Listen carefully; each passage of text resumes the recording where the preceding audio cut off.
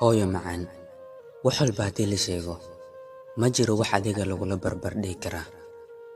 Ma jira hal qof oo hooyo abaal ku sheegan kara. Haddaysan ku soo korin xitaa, way ku dhashay oo xanuun fara badan ayay ka soo martay. Hadday ku dhashay kuna soo korisay, haba sheegin.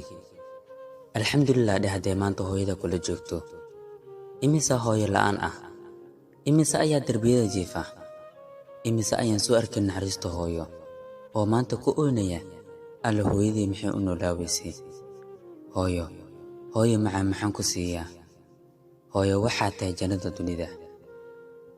Haddii la ugu dhaho hal fursad ayaa lagu siinayaa, wax codso adduun iyo aakhiraba, waxaan dhihi lahay hooyo kaliya jannatul firdawsi ii keeya. Ma jiri lahayn wax yar oo aan la murugoodo. Imisa hooyo haysata oo haddana ku qaylinaya oo ku caasiyey. War maanta fursad ayaad haysataa, ka duceyso hooyadaada. Dadaa waxaa u ooman hal mar kaliya hooyo inay wax u sameeyaan. Ugu jannadaada waxay ku jirtaa lugaha hooyada hoostooda.